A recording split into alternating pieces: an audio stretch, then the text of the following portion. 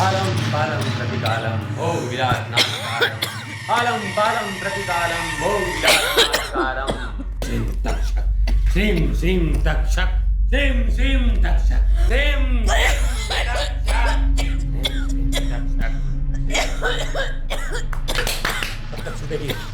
कब तक छुपेगी तू? बाहर निकल। तू मेरे घर में घुसने की कोशिश की है, अब तेरा मौत तेरे सामने खड़ा है चुड़ैल। बाहर निकल, निकल बाहर।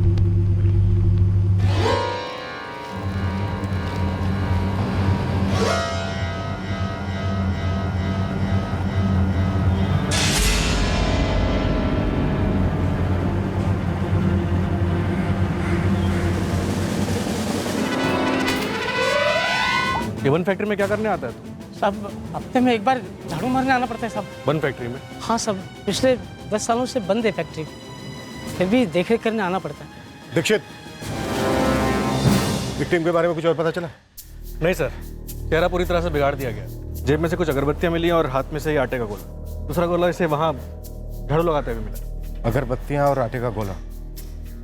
जेब से कुछ और मिला? नहीं सर, लेकिन इसके हाथ में किशोर गुप्ता गोदा हुआ है। पहले कभी सुना है इस नाम के बारे में, किशोर गुप्ता? मैंने सुना है साहब। साहब मेरी घरवाली का मायका भी यहीं पास में है, खिंबोरी गांव। साहब वहाँ एक किराने वाला हुआ करता था, उसका नाम किशोर गुप्ता था। जी भैया, दाढ़ी बनाने का ब्लेड मिलेगा? जरूर।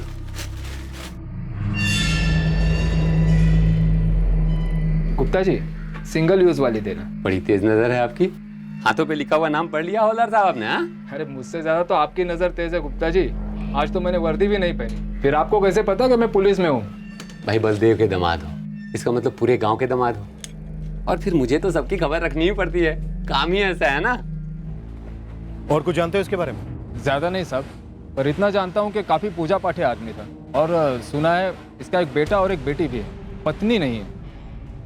वहीं गांव में रहते हैं। ठीक है, बुलाओ उनको। जी साहब।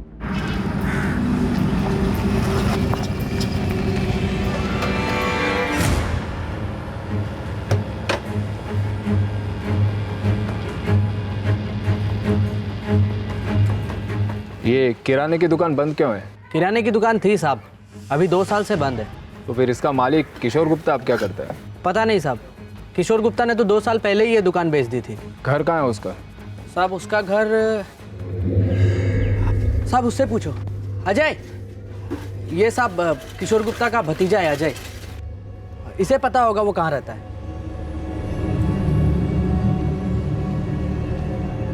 किशोर गुप्ता के भतीजे हो? हाँ साहब। उसका एक बेटा और एक बेटी भी है ना? हाँ साहब है। क्या हुआ? दोनों को बुलाओ।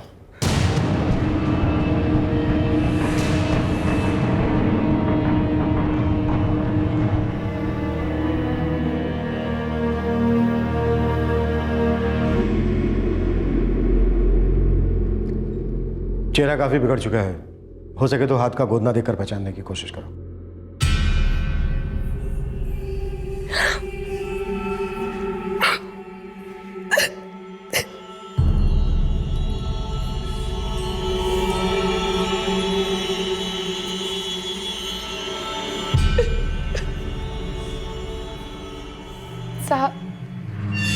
हमारे पापा पूरी दुनिया की भलाई करने में लगे रहते थे। आप किसी से भी पूछ लीजिए, गांव में सबकी मदद करते थे। हाँ सर, ससुर जी की किसी से दुश्मनी हो ही नहीं सकती थी। मनोज, जी सर। तुम्हें किसी पर शक है? तुम दोनों साथ में रहते थे, उनकी पैसों को लेकर किसी के साथ कोई अनबन? नहीं सर, सब कुछ ठीक ठाक ही चल रहा था। देखो, पोस्टमार्टम रिपोर्ट आने के बाद ही तुम लोग उनका अंतिम संस्कार कर सकते हो। फिलहाल जा सकते हो, जरूरत पड़ी तो फिर से बुलाएंगे। जी सर।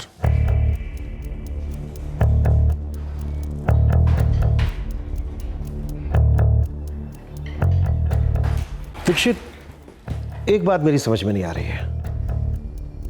कोई आदमी जेब में अगरबत्ती और हाथ में आटे का गोला लेकर क्यों घूमेगा? सर, लाश लगभग 4-5 दिन पुरानी थी। आदमी भी अपने घर 4-5 दिनों से नहीं गया था। इसके घर वालों को उसकी फिक्र नहीं हुई? क्या हुआ, कुछ कहना है?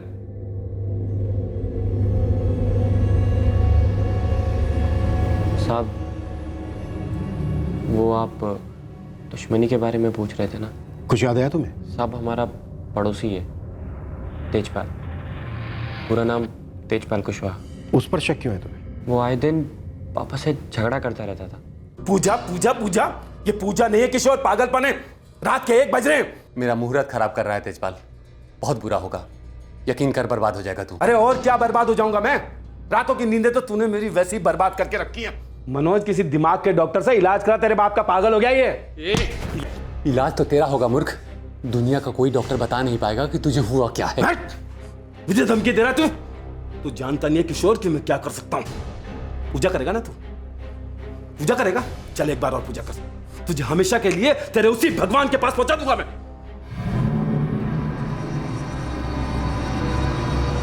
उसके अगले दिन पापा घर से निकल गए और फिर आज हमें उनके बारे में मालूम चला। कितने दिन पहले की बात है? करीबन 5 दिन पहले। मनोज, 5 दिन से तुम्हारे पापा घर वापस नहीं लौटे। तुमने मिसिंग कंप्लेन दर्ज क्यों नहीं करवाई? सर, मेरे पापा काफ़ी धार्मिक किस्म के इंसान थे।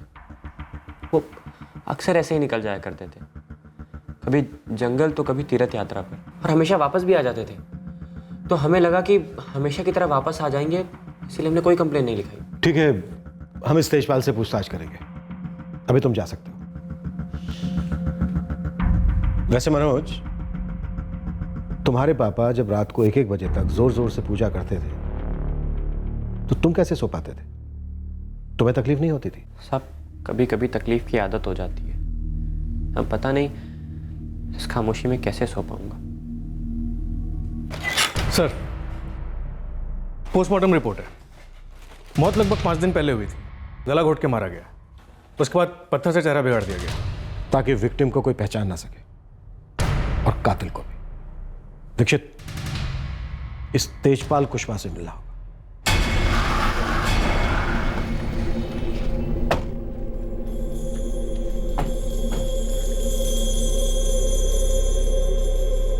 सर, घर उस तरफ है।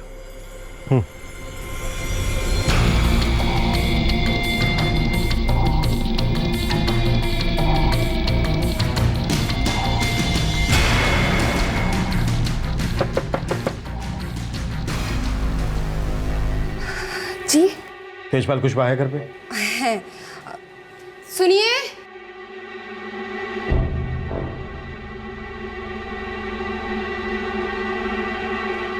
जी, ये मेरी पत्नी दर्शना है।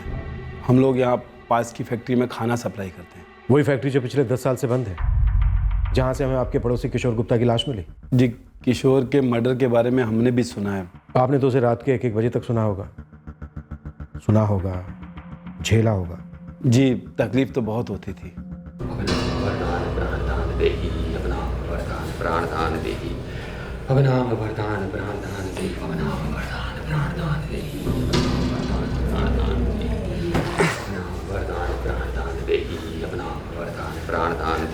जी करता है कि तकिया ले जाके ना उस किशोर के ना मुंह में ठूस दूं मैं। अरे आप भी तो कुछ नहीं कहते हैं उसे, ना कुछ करते हैं, और फिर 8 बजे तक सोते रहते। मुझे तो 4 बजे उठना है, आटा गूंदना है। ये पागल आदमी मेरे दिमाग का आटा गूंद रहा है। साहब, हम इतने परेशान थे कि पूछो मत। मैंने कई बार जाकर किशोर को समझाने की कोशिश भी की, लेकिन वो एक पागल किस्म का आदमी था। 5 दिन पहले 19 सितंबर की रात को आप कहाँ थे? 19 हाँ साहब, 19 सितंबर को तो हम लोग एक रिश्तेदार की शादी में भोपाल गए थे। 19 की रात को आप वहां पर थे, इस बात का कोई सबूत है आपके पास? जी बिल्कुल, लेकिन कहीं साहब आप मुझ पर शक तो नहीं कर रहे? कर नहीं रहा हूं, हो गया है तेजपाल। शक करने लायक तो वो आदमी था साहब, उसका दिमाग नहीं ठीक था और नजरें भी।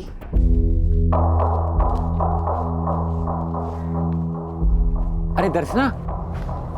जी किशोर जी। अच्छा एक बात बताओ, अभी तक तुम लोगों को बच्चा क्यों नहीं हुआ? आपसे मतलब? अरे रुको तो, मतलब यही बात कर रहा हूँ। मेरी बात मानोगी तो तुम्हारी गोद भरेगी। आप मेरा रास्ता छोड़िए। अरे दर्शना। जी हाँ साहब, मेरी पत्नी पर बुरी नजर थी उसकी। दिन भर कोई ना कोई उल्टी सीधी हरकत करता था और रात में पूजा पाठ, जीना हराम करके रखा था उसने हमारा। हमें आप दोनों के फोन नंबर चाहिए।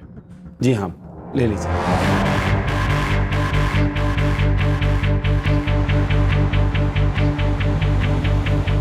दीक्षित, दोनों के फोन रिकॉर्ड्स मिलवा। ऑलरेडी रिक्वेस्ट डाल दी है सर। तेजपाल की बीवी दर्शना आटा गूंद रही थी और लाश के हाथ में भी एक आटे का गोला था।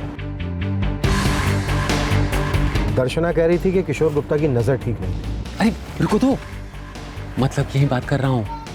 मेरी बात मानोगी तो तुम्हारी गोद भरेगी। कहीं ऐसा तो नहीं कि तेजपाल और उसकी बीवी ने मिलकर मार डाला हो किशोर गुप्ता को? सर देखा जाए तो तेजपाल और दर्शना के पास काफी वजहें थी किशोर को मारने की। अपने खबरियों से कहो कि इन दोनों का कच्चा चिट्ठा निकालें और उस फैक्ट्री में भी पता करो जहां इनके घर से खाना जाता है। कोई कसर मत छोड़ो। किशोर गुप्ता के मर्डर का प्राइम सस्पेक्ट था उसका पड़ोसी जोड़ा तेजपाल और दर्शना, लेकिन क्या उन्होंने ही किशोर गुप्ता की हत्या की थी? ये केस जितना सीधा दिखाई दे रहा था उतना सीधा था नहीं। कई और काले राज अभी सामने आने बाकी थे। सर दर्शना और तेजपाल के फोन रिकॉर्ड्स मैंने चेक किए, शक करने जैसा कुछ भी नहीं है। 19 तारीख को लोग वाकई में भोपाल में ही थे। किशोर गुप्ता का मर्डर गला घोट कर किया गया, मतलब ये सुपारी किलिंग तो नहीं हो सकती। मर्डर करने के बाद उसका चेहरा पूरी तरह से बिगाड़ दिया गया ताकि शनाख्त ना हो सके। कौन हो सकता है जो किशोर गुप्ता से इतनी नफरत करता हो?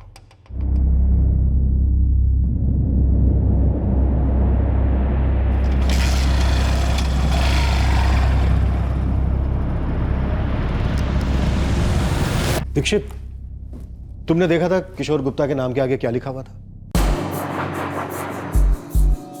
भगत। भगत एक तरह का बाबा होता है। हाँ सर, रात को 1 बजे मंत्र पढ़ना, तेजपाल की बीवी को बच्चा होने के उपाय बताना, ये कोई जादू टोना वगैरह कर रहा था क्या? हो सकता है। और जहां काला जादू वहां काली करतूत है।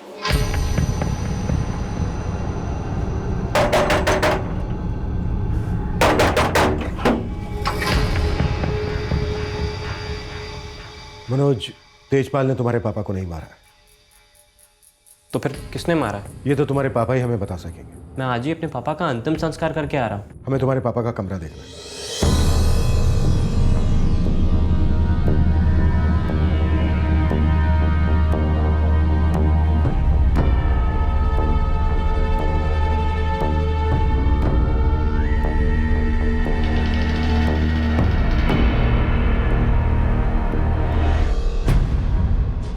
क्या है ये सब?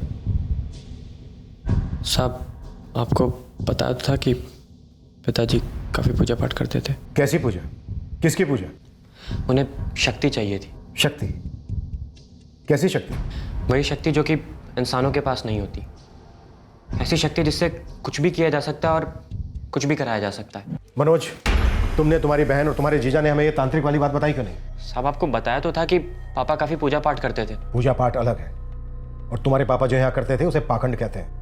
पूजा पाठ और पाखंड में बहुत बड़ा फर्क है, उतना ही बड़ा फर्क जितना कानून और जुर्म है। और तुम्हारे पापा जो यहाँ करते थे ना, वो कानूनन जुर्म है। साहब मुझे इतना सब कुछ नहीं पता। अच्छा दीक्षित, इसे और इसके जीजा अमित को थाने लेकर आओ।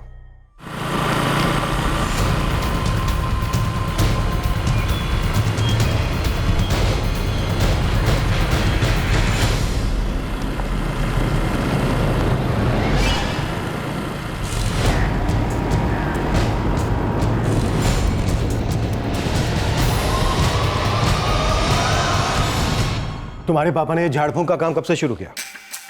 साहब 4 साल पहले तक सब ठीक ठाक था। दीदी की शादी होने वाली थी और पापा काफ़ी परेशान थे। पैसे बाद में दे दूंगा, ठीक है ना? मनोज, आज से किसी को भी उधार मत दे। और देख, ये जितने खाते हैं ना, सबके घर जा और नगद लेके आ। वैशाली की शादी है, बहुत खर्चे हैं बेटे। जी बाबा। और थोड़ी देर अकेले दुकान संभाल, मैं जरा मंदिर होके आता हूँ।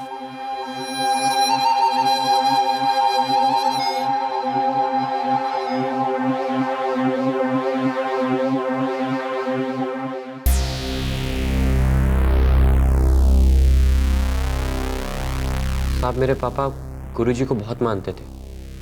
कोई भी काम शुरू करने से पहले उनसे ज़रूर मिलते थे। ये गुरुजी कौन है? वो हमारे गांव के बाहर वाले मंदिर में रहते थे। किशोर, अपनी आंखें खोलो। सही रास्ता दिखा तुम्हें? तुम्हारी बेटी की शादी बिना किसी अड़चन के हो जाए और जो पैसों की तकलीफें हैं वो भी सारी दूर हो जाए। मुझे अपनी चरणों में जगह दे दो गुरुजी। मुझे अपनी चरणों में जगह दे दो गुरुजी। उठो किशोर, उठो। गुरुजी, अपनी विद्या मुझे भी सिखा दो। विश्वास करो गुरुजी, जान दे सकता हूँ आपके लिए। मेरी विद्या किसी की जान लेने या जान देने के लिए नहीं, वो तो लोगों को मरहम लगाने के लिए। हाँ, सीखने में जान पर बनाती है।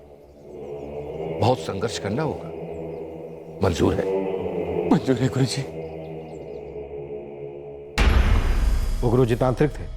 हाँ, लेकिन वो ये काला जादू वगैरह नहीं करते थे। सफेद जादू करते थे। जादू होता भी था, तुमने खुद देखा कभी? नहीं साहब, मैंने खुद तो कभी नहीं देखा और मुझे नहीं लगता कि ये जादू वादू कुछ होता है। और पता नहीं ऐसा क्या घुस गया था पापा के दिमाग में। वैशाली, अब तू ही समझा अपने पापा को। अरे दुकान किसी और को दे रहे चलाने के लिए, खुद चले जाएंगे पहाड़ों में, संन्यास ले रहे। मैं कोई संन्यास नहीं ले रहा हूं और ना ही मैं कहीं बाहर जा रहा हूं। मैं तो अपने अंदर जा रहा हूं। देखो, जिस चीज के बारे में तुम लोगों को पता नहीं है उसमें दखल मत दो। पापा, लेकिन दुकान किसी और को देने की क्या जरूरत है? बेटी, मेरे गुरुजी ने मेरा भविष्य देखा है। ये दुकान अब मेरे लिए बहुत छोटी पड़ जाएगी। मुझे तो अपने अंदर के ब्रह्मांड को चलाना है, उसे काबू में करना है। लेकिन पापा, अपना मनोज संभालेगा ना दुकान? ये करेंगे ना मदद? जी बाबूजी, हम लोग हैं ना, हम लोग संभालेंगे दुकान। आप अपना पूजा पाठ जारी रखिए। जमाई बाबू, ये हमारा घरेलू मामला है, आप इसमें ना पड़े तो ज्यादा अच्छा होगा। जी, गलती होगी। सर, अमित, तुम्हारे ससुर जी को लगता था कि तुम उनके घरेलू मामले में दखल दे रहे हो।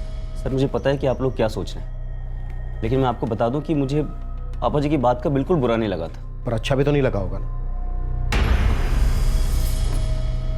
कत्ल की रात तुम कहां थे अमित? सर, आप लोगों को लगता है कि मैंने सवालों के जवाब दिए जाते हैं अमित चंदेल, जवाब में सवाल नहीं किए जाते, वो भी खास करके पुलिस थाने में।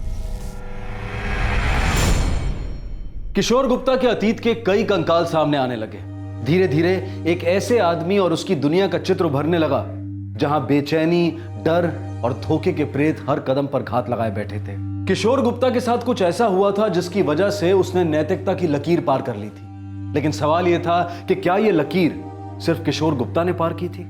जिस रात तुम्हारे ससुर किशोर गुप्ता का मर्डर हुआ, उस रात तुम कहां थे अमित? उस रात मैं घर पे ही था, फिल्म देख रहा था टीवी पर अपनी बीवी के साथ। और तुम मनोज? मैं भी घर पे ही था, फिल्म देख रहा था। हमें तुम दोनों के मोबाइल नंबर चाहिए।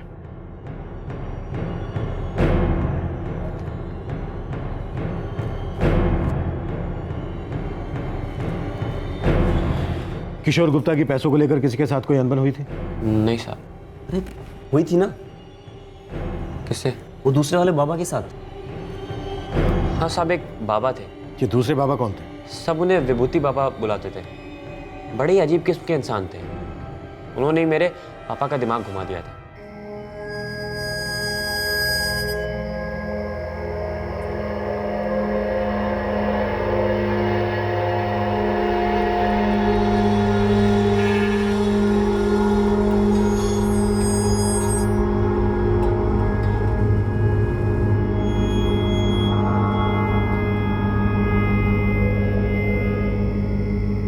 किशोर गुप्ता, बोलो कैसे आना हुआ? आपने मुझे पहचान लिया? जब भक्त गुरु के लिए तैयार हो जाता है तो गुरु उसे पहचान लेता है। तुम मेरी शरण में आए हो, है ना? आपके बारे में काफी सुना है मैंने, इसीलिए आपके पास आया हूं। 3 शर्तें हैं, 2 बड़ी आसान है, 1 बहुत मुश्किल। क्या शर्त है बाबा? ये आदमी जो यहां से भी गया, हाँ, कोई बहुत बड़ा अमीर आदमी लग रहा था। हमारे लिए बहुत छोटा आदमी। हाँ, दक्षिणा बहुत बड़ी देगी, अपने आप में बहुत छोटी सी चीज, पर हमारी विद्या के लिए बहुत जरूरी है। पहली शर्त, मेरी शरण में आने के बाद तुम इस विद्या की शिक्षा किसी और से नहीं लोगे। और दूसरी शर्त बाबा? मुझसे जो सीखोगे वो तुम्हें इतनी ताकत देगा, ऐसी ऐसी आत्माएं तुम्हारे हाथों में कैद होंगी कि तुम खुद हैरान हो जाओगे। हीरे बरसेंगे गुप्ता, हीरे। पर शर्त क्या है बाबा? पहले ये बताओ, तुम मुझे गुरु दक्षिणा में क्या दोगे? आप जो हुक्म करें। 1 लाख। 1 लाख? ये जो विद्या मैं तुम्हें सिखाऊंगा, उसमें लगने वाली सामग्री इतनी सस्ती नहीं मिलती। उसे लेने के लिए मुझे बहुत दूर तक जाना पड़ेगा। इतनी आसान शर्त पर इतना क्यों सोच रहे हो गुप्ता? अगर विद्या नहीं लेना चाहते तो वापस चले जाओ अपने गुरु के पास। नहीं नहीं बाबा, मैं आपको नाराज नहीं करूंगा। दूंगा 1 लाख रुपए, दूंगा 1 लाख। और आखिरी शर्त बाबा? वक्त आने पर सबसे कीमती चीज भेंट देनी होगी, पैसों से भी ज्यादा कीमती। वो क्या है बाबा? बलिदान। मंजूर है बाबा, मंजूर है। 1 लाख रुपए तुम्हारे पापा के पास आए कहां से? सब विभूति बाबा को पैसे देने के लिए पापा ने दुकान बेच दी। कितने में? सर 2 लाख में। और हमें बताया तक नहीं। है ना? तू भी देख ले एक बार। हाँ। ये क्या है? पैसे हैं 1 लाख, रख ले। 1 लाख? ये कहां से आए? किसने दिए? मैंने दुकान बेच दी। 1 लाख रुपए में आपने दुकान बेच दी? दुकान बेच दी? क्यों? 1 लाख में नहीं, 2 लाख रुपए में बेची है। 1 लाख रुपए विभूति बाबा का गुरु दक्षिणा। अब देखना गंगा, हीरे बरसेंगे हीरे।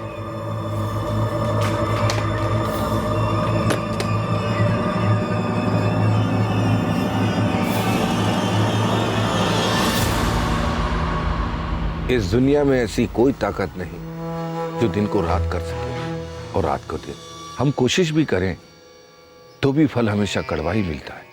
तू उस दिशा में मत जा गुप्ता, विनाश है वहां। गुरुजी, मैंने ये फैसला ले लिया है। मुझे वो ताकत चाहिए, किसी भी कीमत पे। सबसे बड़ी कीमत तो तू जानता ही है ना, फिर भी जाएगा? जाऊंगा गुरुजी। पापा ने विभूति बाबा को 1 लाख रुपए दे दिए और फिर उनकी शिक्षा शुरू हुई। दक्षिणा पूरे 1 लाख है बाबा।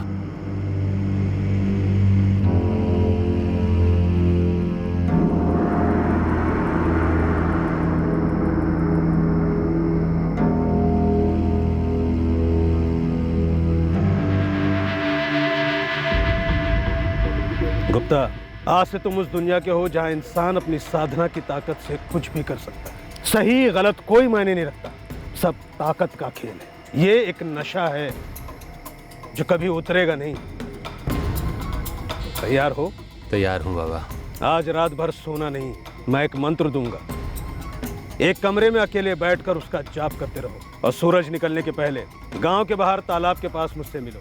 ये कुछ चीजें हैं जो तुम्हें साथ में लेकर आनी, बाकी की चीजें मैं लेकर आऊंगा। आटे के गोले? अपने हाथों से बनाना। गुप्ता, ये तो शुरुआत है। ऐसे ऐसे तंत्रों की ताकत बताऊंगा तुम्हें कि किसी को भी अपने वश में करो। आप धन्य हैं, धन्य हैं। या वैदि शक्ति रूपम सर्वनाशम दुश्मनम दुष्पनम सर्वनाशम शक्ति देहि मोई, शक्ति देहि मोई।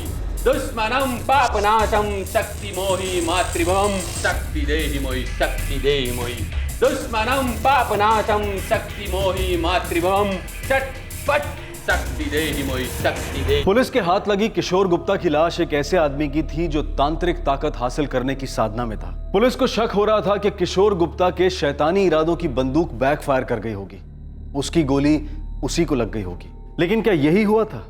इस केस की हकीकत क्या थी? वो कौन शख्स था जिसने तांत्रिक किशोर गुप्ता की हत्या कर दी थी?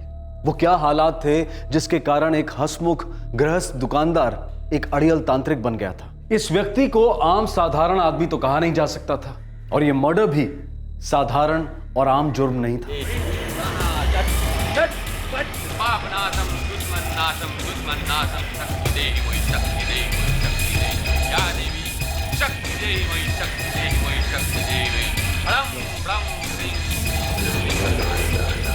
किशोर सठिया गया है क्या?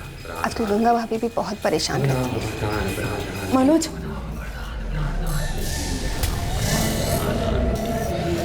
मत जा, बहुत डर लग रहा है मुझे। क्या हो गया तेरे पापा को? रात हम बहुत डर गए थे।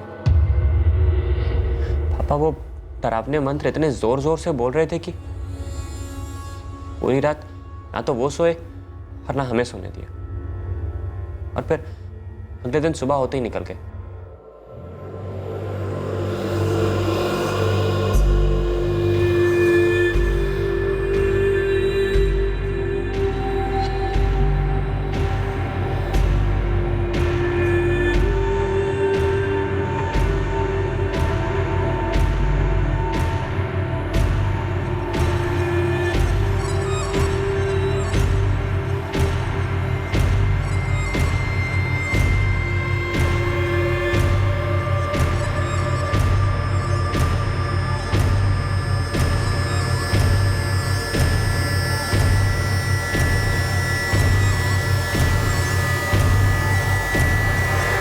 वो विभूति बाबा भाग गया था।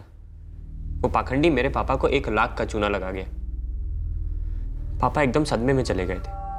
उनकी हरकतें और अजीब होने लगी।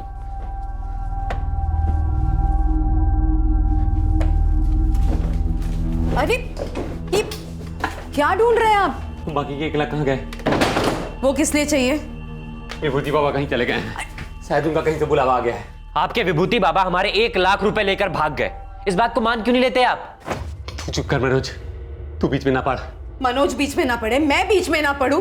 वैशाली चुप रहे। जमाई बाबू को डांट दिया आपने। जो मर्जी करेंगे आप। तू पैसे नहीं देगी तो हमेशा के लिए घर छोड़ के चला जाऊंगा। माँ तुम पैसे नहीं दोगी। ठीक है, आइंदा तुम लोग की शक्ल नहीं देखूंगा मैं। रुकिए। माँ तुम पैसे नहीं। मनोज चुप कर तू।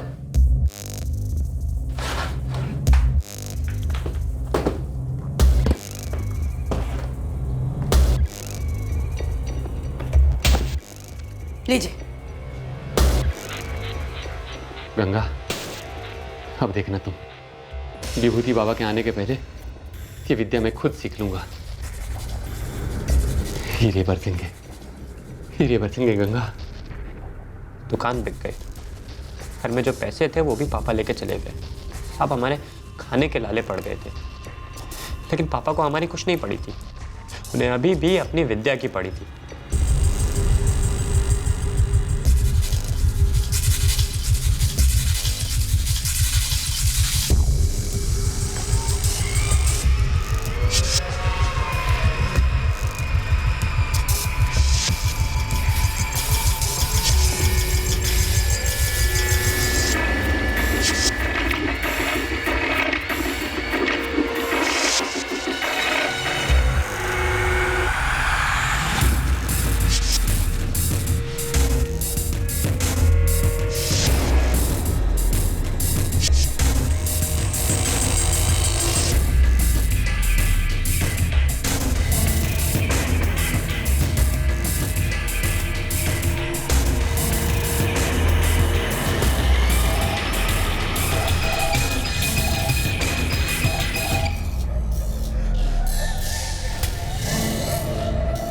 पापा ने वो 1 लाख भी अलग अलग चीज़ों, किताबों और पता नहीं किस किस पर खर्च कर दिए और माँ पूरी तरह से उनकी हरकतों से टूटने लगी।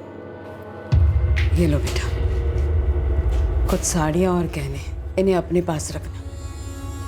इस घर में रहेंगे तो जरूर बिक जाएंगे। माँ तुम कुछ दिनों के लिए हमारे घर रहने चलो ना। हाँ माँ जी, वैशाली ठीक कर रही है।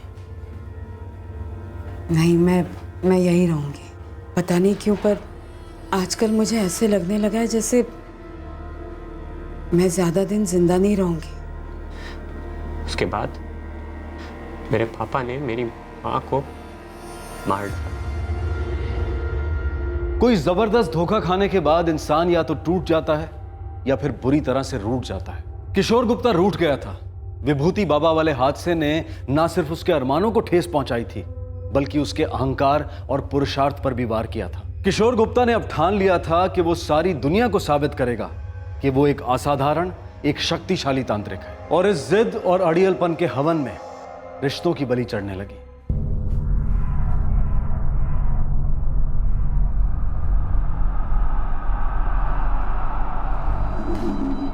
पापा आप अपनी पूजा वगैरह चालू रखिए, लेकिन माँ को इस वक्त डॉक्टर की जरूरत है। उनकी हालत तो देखिए, कितना तेज बुखार है। पापा, माँ पानी तक की उल्टी कर रही हैं। गंगा, मुंह खोलो, दवाई का वक्त हो गया है। पापा जी, माँ जी का पूरा बदन पीला पड़ गया है, इनको पीलिया हुआ है शायद। तुरंत अस्पताल लेके जाना चाहिए। तुमको, तुम सबको, डॉक्टर को, सबको यही लगेगा कि इसे पीलिया हुआ है, लेकिन मुझे साफ दिख रहा है इस पीले पर्दे के पीछे एक काला सांप बैठा है जो मेरी तपस्या भंग करने के लिए इसे तड़पा रहा है। कोई डॉक्टर वॉक्टर की जरूरत नहीं है, ये मेरी पत्नी है, मैं ही इसका इलाज करूंगा। पहले इस काले सांप का शिकार तो कर लूं। तुम लोग जाओ यहां से बाहर जाओ। लेकिन पापा जी, माँ जी की फिर से हमारे पारिवारिक मामले में दखल। जाइए आप लोग।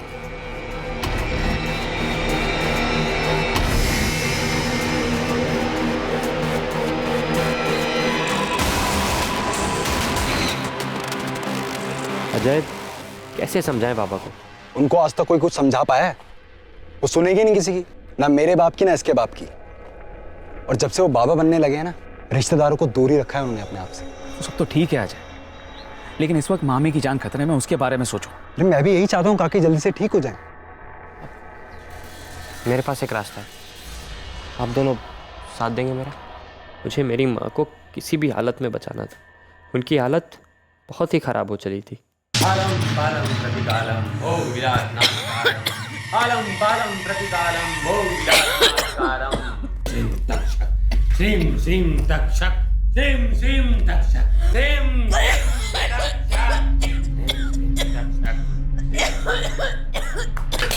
कब तक छुपेगी? कब तक छुपेगी तू? बाहर निकल। तू मेरे घर में घुसने की कोशिश की है, अब तेरा मौत तेरे सामने खड़ा है चुड़ैल। बाहर निकल, निकल बाहर।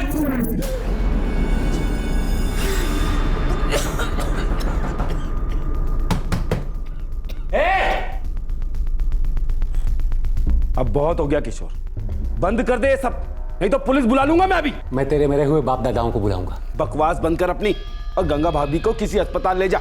ये पी लिया जानलेवा होता है। कहीं तू वही काला नाग तो नहीं जो मुझसे जलता है? मैं तेरे से क्यों जलने लगा? जैसे बिना औलाद वाले औलाद वाले से जलते हैं। पीट दूंगा तुझे अभी किशोर, पकड़ कर। पीटने से तो तू बाप बनेगा नहीं। सुन सुन, बैठ बैठ, यहाँ बैठ। तुझे एक बात बताता हूँ, सुन। तुम दोनों मुझसे इलाज कराओ। अगले अमावस को बहुत अच्छा मुहूर्त है। तेरी पत्नी का चेहरा गुलाब की तरह खिल उठेगा, वो माँ बनेगी। और तू बाप, सोच तेजपाल, सोच। मेरा फीस सिर्फ 1 लाख। बोल मंजूर? भगवान को ना शायद यही मंजूर है। ऐसे ही तड़पेगी गंगा भाभी। अरे बदनसीब है वो जो तेरे जैसा पति मिला, और बदनसीब है ये बच्चे जो तेरे जैसा बाप मिला। सबकी जिंदगी हराम कर दी है तूने। हाँ, अंगूर खट्टे हैं तेजपाल, अंगूर खट्टे हैं। हाँ? जा।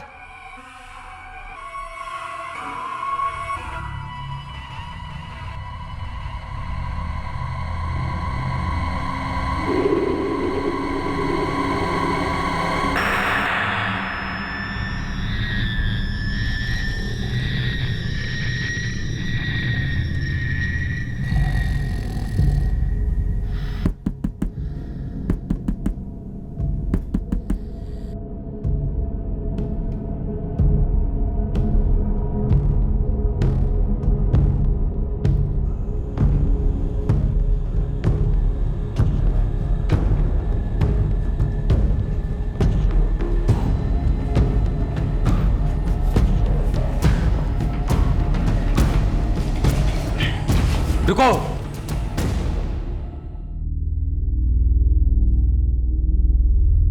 रखो वापस, रखो वापस।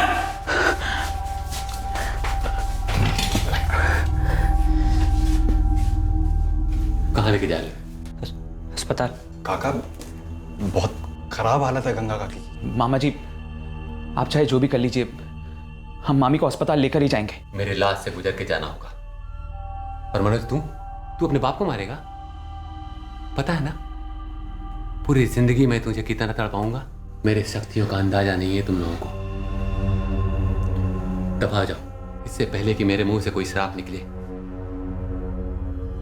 दफा जाओ। पापा ने किसी की नहीं सुनी और माँ चल बसी तड़प तड़प के। हाँ सर, पापा जी में कोई बदलाव नहीं था। वो जैसे के तैसे थे, अपनी दुनिया में मगन।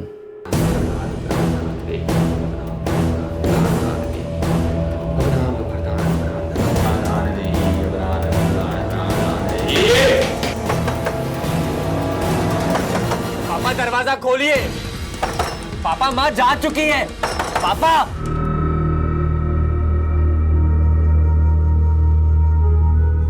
माँ जा चुकी थी और बाबा लाश को जिंदा करने में लगे थे। एक तरह से बाबा पागल ही हो गए थे। माँ के जाने के बाद एक और मुसीबत शुरू हो गई।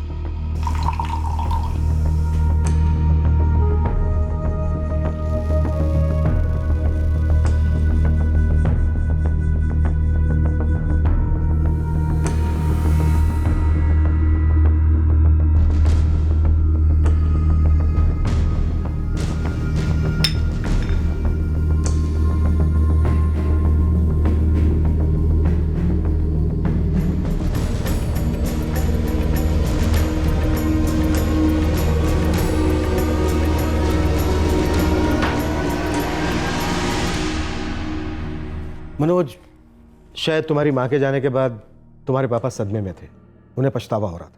ऐसा कुछ नहीं था साहब, वो सिर्फ अपने बारे में सोचते थे। और अगर उन्हें किसी बात का पछतावा था तो इस बात का कि वो अपनी तंत्र विद्या से माँ को बचा नहीं पाए। हाँ सर, पिछले कुछ समय से तो बहुत ही डरावने काम करने लगे थे। और एक दिन तो मुझसे रहा नहीं गया साहब। मैं फैक्ट्री से थका हारा घर लौटा और तब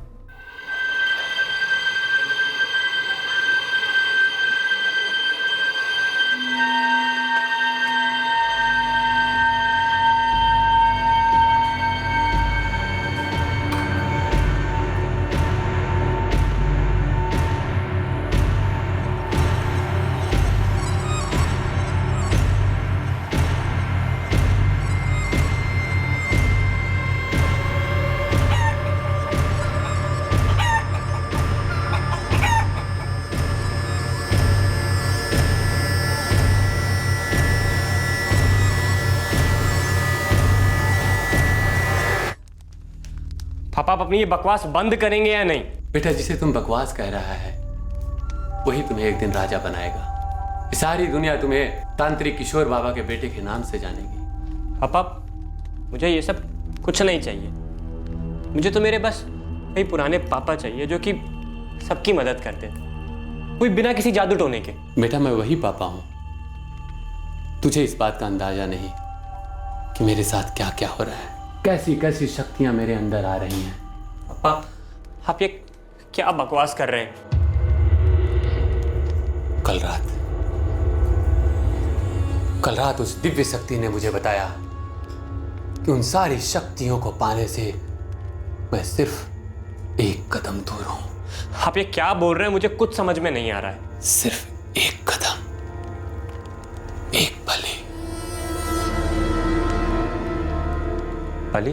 क्योंकि उन ताकतों को पाने के लिए उन सारी शक्तियों को खुश करना पड़ता है, और वो शक्तियां बलि से ही खुश होती हैं। लेकिन वो बलि कोई छोटी मोटी बलि नहीं। बलि तो आप पहले ही दे चुके। मां की मौत किसी बलि से कम नहीं थी। लेकिन क्या हुआ? आई कोई ताकत आप में? नहीं ना। पापा आप इस बात को समझ क्यों नहीं जाते कि आप जो भी कर रहे हैं झूठ है, पाखंड है। ना तो आप में कोई शक्ति थी और ना कोई आप में शक्ति आएगी। एक बलि हो जाने दो, फिर तुम्हारी राय खुद ब खुद बदल जाएगी। शीलाधरम मेहम पटियम पीतम्बरम हरगम निकामी। तो मनोज, तुम्हारे पापा ने क्या बड़ी बली का इंतजाम कर लिया था? मुझे क्या पता साहब, मैं तो उन्हें मना ही करता रहता था। पापा ही कहीं कहीं चले जाते थे, गायब रहते थे। मुझे लगता है किसी ने उनसे दुश्मनी या गुस्सा निकाला है। उनकी बलि देकर? लगता तो ऐसे ही है मनोज, तुम्हारे पापा का कत्ल दुश्मनी या फिर डर की वजह से हुआ। जो भी जिसने भी ये किया है, आप उसे जल्दी पकड़ लीजिए। अब मेरे पापा तो वापस आ नहीं सकते, लेकिन जैसे भी थे तो मेरे पापा ही।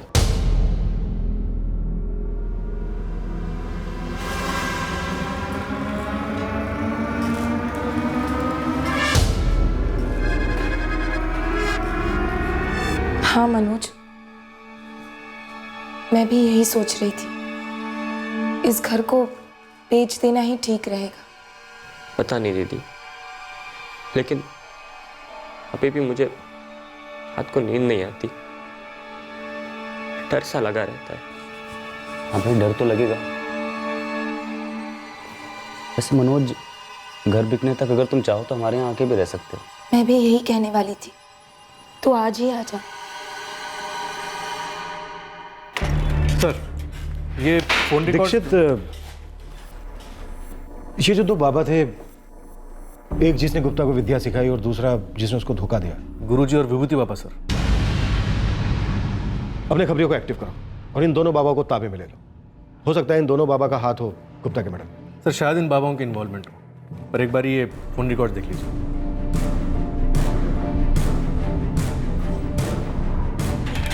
साहब, कुछ पता चला है, एक बंदा है, मिल लीजिए।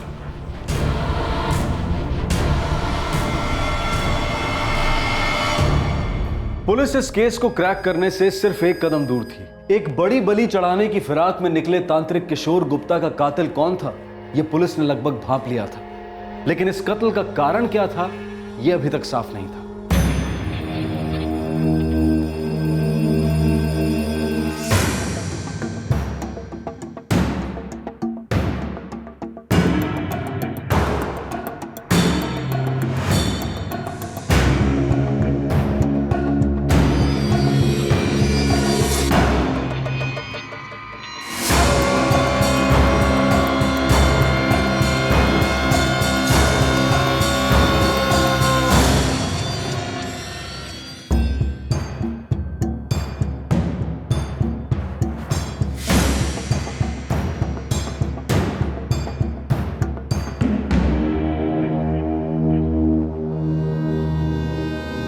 चलो, सिर्फ मनोज। मनोज, तुम्हारे पापा के सबसे बड़े दुश्मन थे खुद तुम्हारे पापा। उन्हें ज्यादा ताकत चाहिए थी। हो सकता है बड़ी बलि के लिए उन्होंने खुद की जान ले ली हो। आखिरी के दिनों में तो वो इतना पीने लगे थे कि उन्हें किसी बात का होश नहीं रहता था। हो सकता है कि उन्होंने खुदकुशी की हो, पर ऐसा हुआ नहीं, क्योंकि तुम्हारे पापा की मौत गला घोटने की वजह से हुई। कोई भी आदमी अपने दोनों हाथों से अपना गला नहीं घोट सकता। पत्थर से उनका चेहरा बिगाड़ा गया। कोई भी आदमी खुद पत्थर से अपना चेहरा नहीं बिगाड़ सकता। तुम्हारे पापा खतरनाक बन गए थे। अगर वो नहीं मारे जाते तो किसी दूसरे की जान ले लेते, बड़ी बलि के लिए। जी साहब, बड़ी बलि का भूत तो उनके सर पे चढ़ गया था। और तुम उस भूत से इतना डरे कि तुमने खुद अपने पापा की जान ले ली। कबूल कर लो मनोज, क्योंकि तुम्हारा जोड़ीदार सब कुछ कबूल चुका है।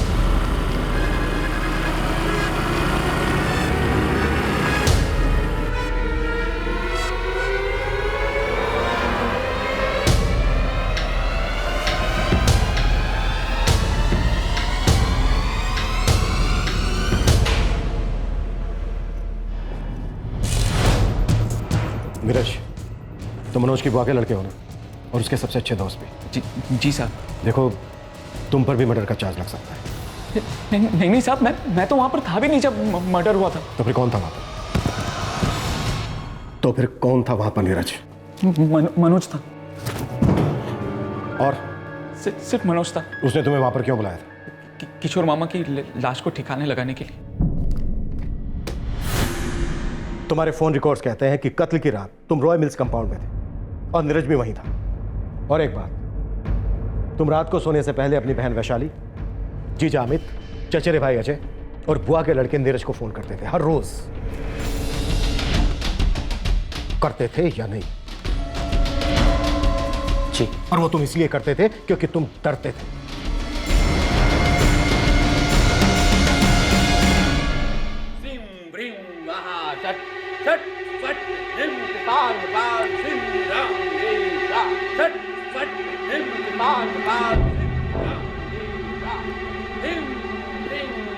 हेलो दीदी।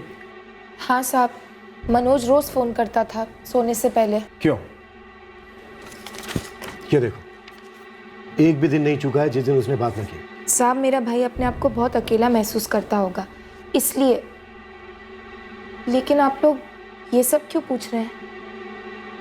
मेरे हिसाब से उसे बात करके थोड़ा अच्छा लगता होगा कि शायद उसका कोई है। सर, उसे डर लगता था। किस बात का डर? मनोज को इस बात का डर था कि किशोर मामा उसकी जान ले लेंगे। उसे ऐसा क्यों लगता था? पता नहीं साहब, पर वो बोलता रहता था कि मार डालेंगे मुझे। ये मुझे मार देंगे नीरज, तुम देखना, पापा एक दिन सच में मुझे मार देंगे। और इस डर ने तुम्हें इतनी ताकत दे दी कि तुमने अपने पापा का कत्ल कर दिया। मेरे पापा तो कब के मर चुके थे, ये तो बाबा था, तांत्रिक बाबा, लालच में अंधा। शैतानी ताकत पाने के लिए ये कुछ भी दांव पे लगा सकता था। तुम्हारे पापा ने कभी कोई तुम्हें किसी तरह की धमकी दी थी या अटैक किया हो? मेरी हर रात कांपते कांपते गुजरती थी साहब। मुझे उनके मंत्रों की आदत कभी नहीं पड़ी थी।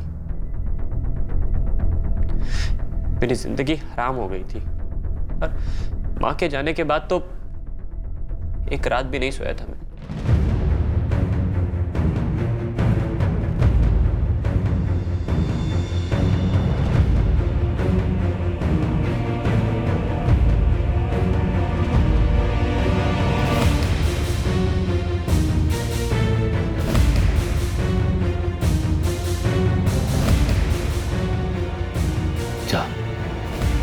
ढूंढ के लाओ।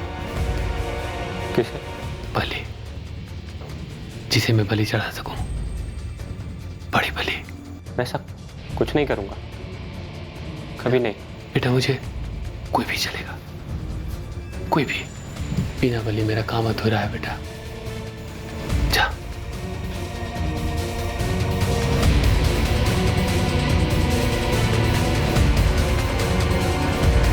जिस तरह से पापा ने मुझे देखा, मैं समझ गया था कि वो मुझे भी मार सकते हैं।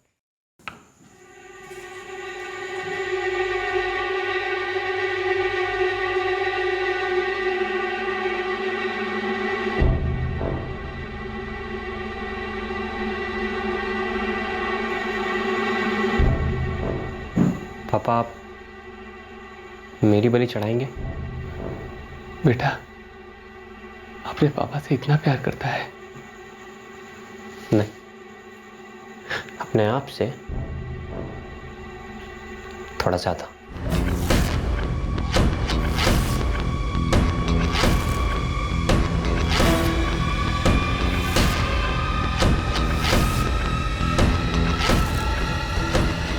इस वक्त मुझे जो ठीक लगा मैंने वही किया। मुझे लगा चेहरा बिगाड़ने से कोई पहचानेगा नहीं, लेकिन ऐसा हुआ नहीं। मुझे ऐसा नहीं करना चाहिए था, लेकिन कर दिया। मुझे कुछ समझ में नहीं आ रहा था। हाँ, लेकिन नीरज को नहीं बुलाना चाहिए था मुझे। तुम में और तुम्हारे पापा किशोर गुप्ता में कोई खास फर्क नहीं है मनोज। तुमने पूरे होशो हवास में अपने पिता की हत्या की। जब इंसान दूसरे की जिंदगी की परवाह किए बगैर सिर्फ अपने बारे में सोचता है, तो यह भी एक तरह का स्वार्थ होता है मनोज। और एक बात, तुम डर रहे थे। तुम्हें डर था कि कहीं तुम्हारे पापा बलि के नाम पर तुम्हारी हत्या ना कर दें। अगर ऐसी ही बात थी तो अपना घर छोड़कर अपनी बहन के घर चले जाते। साहब, वो मेरी बहन का घर है। आखिर कब तक रहता अपने बहन के ससुराल में? एक ना एक दिन तो वापस आना ही पड़ता। हमारे पास भी तो आ सकते थे।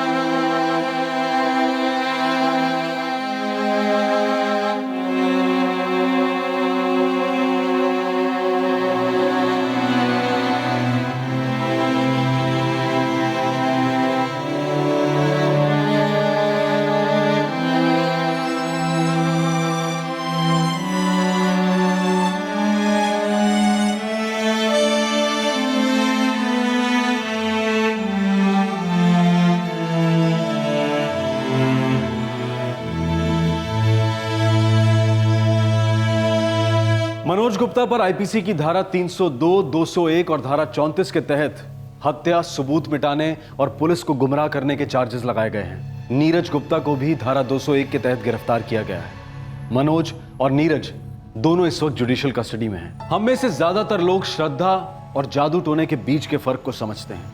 कुछ नहीं तो अक्सर बेसिक कॉमन सेंस हमें इस अंधश्रद्धा का शिकार होने से रोकती है। लेकिन जब जीवन में तनाव का पलड़ा भारी हो जाता है, लालच गिरेबान को कस लेता है, तब हम में से ही कई लोगों की लॉजिकल सोच विभूति बनकर हवा हो जाती है और हम पाखंड, नौटंकी और पिछड़ेपन के दलदल में धंसते चले जाते हैं। मनचाहे रिजल्ट्स जब नहीं मिलते तो हम और धंसते जाते हैं और पहुंचते हैं जुर्म के तहखाने में। कुदरत और नियति को अपने वश में करने का प्रयास सरासर बेवकूफी है जो खतरनाक जुर्म को जन्म दे सकता है। और ऐसा आए दिन होता है। जब भी हमारे या हमारे चाहने वालों के अंदर ऐसा डर या लालच पैदा हो तो उसे एक वार्निंग, एक दस्तक समझकर तुरंत सतर्क होने की जरूरत है। काला जादू, सफेद जादू ये सिर्फ एक बेतुकी सोच है। इससे न कभी किसी का भला हुआ है और ना ही होगा। आपसे फिर मुलाकात होगी क्राइम पेट्रोल सतर्क में एक और नए केस के साथ। तब तक अपना ख्याल रखें, सुरक्षित रहें, पूरी श्रद्धा के साथ अंधश्रद्धा से लड़ते रहें और याद रखें, सही वक्त, सही कदम, सतर्क रहें। जय हिंद।